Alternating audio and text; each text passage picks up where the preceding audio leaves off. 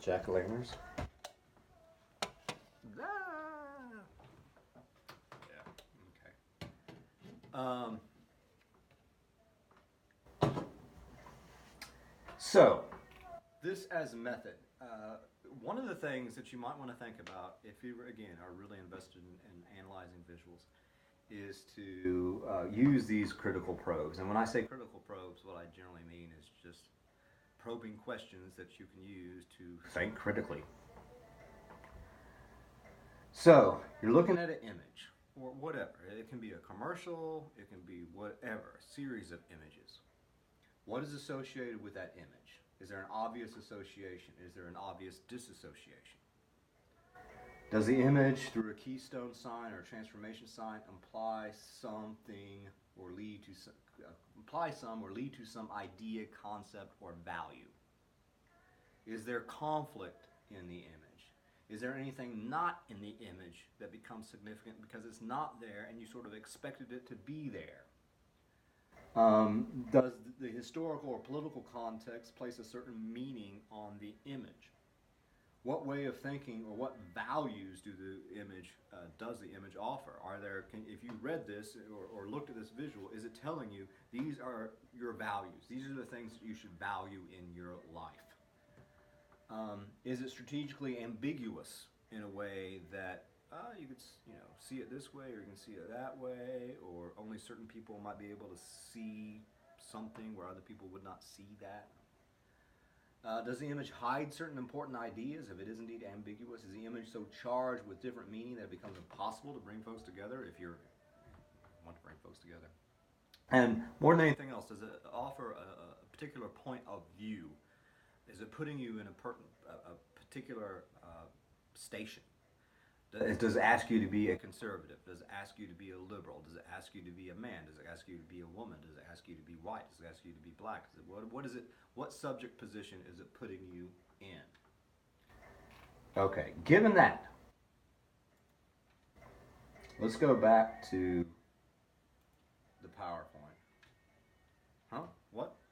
What? Oh. Okay. Is that vulture still out there? Eating a squirrel.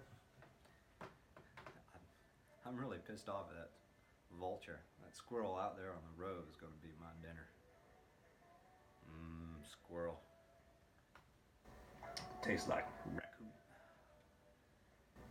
Okay, so can you see that? Maybe, maybe not. People are stopping to look at the vulture eating the squirrel.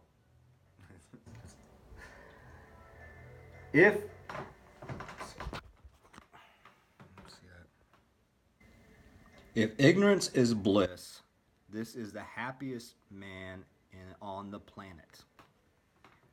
Okay, so what do we have there? See that? How does this mean anything at all? Well, we've got an image of Trump. And so we know that's Trump, but we have to know that's Trump to know that's Trump. Somebody from planet Mars might not know, so it's got to be contextual. And look at the sort of the smirk, but it's the facial expression, and so what it's asking us to do is think about, some of his not so smart comments, and it sort of makes this joke, this pun, if ignorance is bliss, this is the happiest man on the planet. But in order for that to mean anything, you have to look at the facial expression, and you have to understand the larger context. And so what point of view is it? Well, it's asking you here to be probably somebody who would vote for Clinton, but it's framing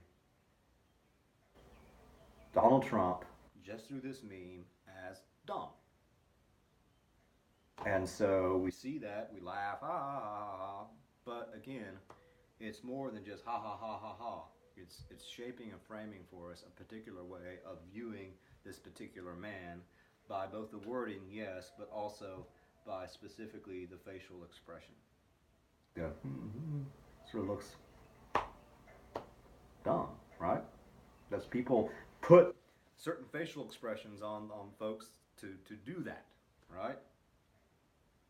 Okay.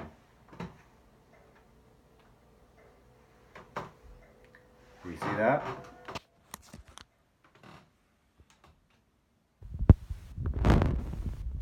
Yeah. Same thing. It's all about sort of our social expectations of, well, it's sort of like us reading, making sense out of facial expressions. Um, Now, I won't get into all facial expressions and the so-called new guy, but life's a bitch, don't elect one. And look at her facial expression. And the way that whoever put this together, memepile.com, it's making her look like she's sort of mean, right? Sort of a jerk.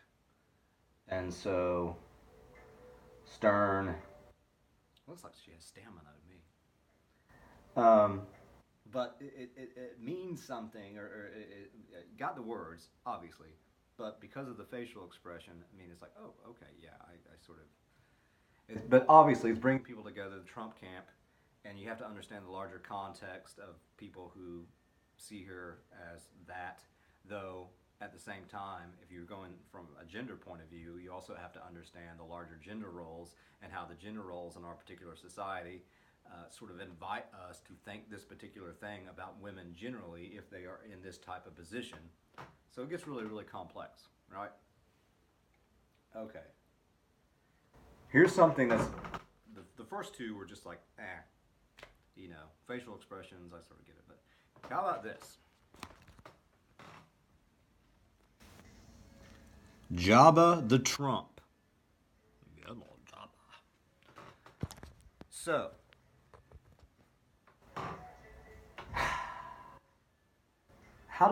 what does that do? So in order to make any sense of that whatsoever, in order to analyze that, we've got this sort of image of Trump's head, and then we've got the body of Jabba the Hutt. But you have to know Star Wars, and particularly Return of the Jedi that came out in 1983, in order to get this joke. And then the association here is Trump is Jabba. So you got to then understand everything about Jabba. Who was Jabba the Hutt? What was his role in the Star Wars movie? And his grossness and everything like that.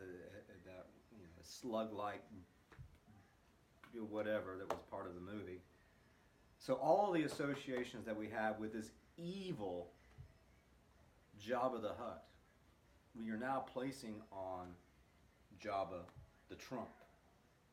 And then it has this little sort of made in America, and I guess that's supposed to be a joke because most toys are not made in America.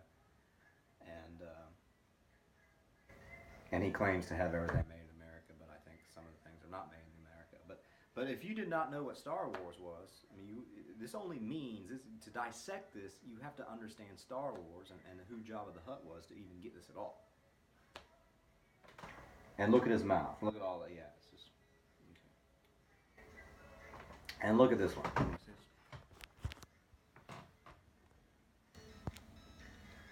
The best part, it's all on my private email. But again, sort of associations here. So is that George W. Bush? It might be. And Laura Bush?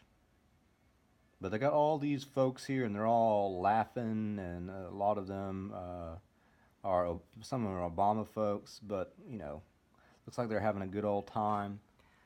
But the association here is with some of the people there. There's George Bush, so I don't know how that works, but you got to understand the conflict or the whatever the word is, controversy over her email stuff to even get this. But it's almost as if she doesn't care. They're all laughing about it, blah blah blah, which again sort of frames it a certain way. So you have to know a little bit about that controversy, but also then because of the visual and everything like that, it makes it seem like she doesn't care. Maybe, I guess I don't know. Here's another one. I deported all illegal aliens when I are president? Okay, I guaranteed. So this is pretty obvious, but again, to analyze this, to make sense of it, again, you have to understand Hitler, but the association obviously is with Hitler, and it's connecting what Obama said, I guess, about illegal aliens, and even that word is problematic. But again, so we have Trump as Hitler. It's also a visual metaphor, but there's associations there, the big, keystone there, and it is transforming. It's transforming Trump into Hitler. And got the whole swastika out there, which, by the way, how does this even mean anything? The swastika is benign. I mean, it's an ancient religious thing that the Nazis hijacked, but now you can't think of you can't see a swastika anymore without thinking Nazi, even though it's just a symbol, right? That meant something else way before. Here is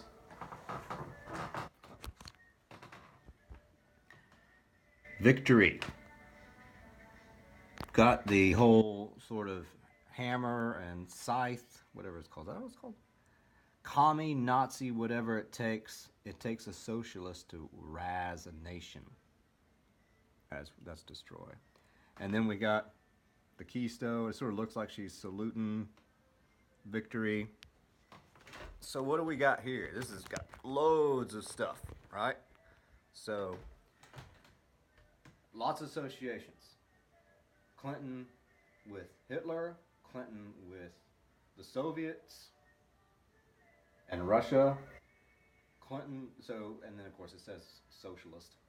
So basically it's framing her, associating her with socialism, with Nazism, and yeah, that's how that works. Ooh, red. The red color there, it's been associated with the red scare. Ain't scared of the red scare, but that is associated with the Russians, and yeah, so lots of stuff there. So long story short, hopefully you've enjoyed this. I've been clowning around, and more than anything else, I wanted to give you. I mean, there's lots of different things that you can do, but hopefully now you have a little bit of a template where you could analyze or think more critically about visuals than beforehand. I'll see you later.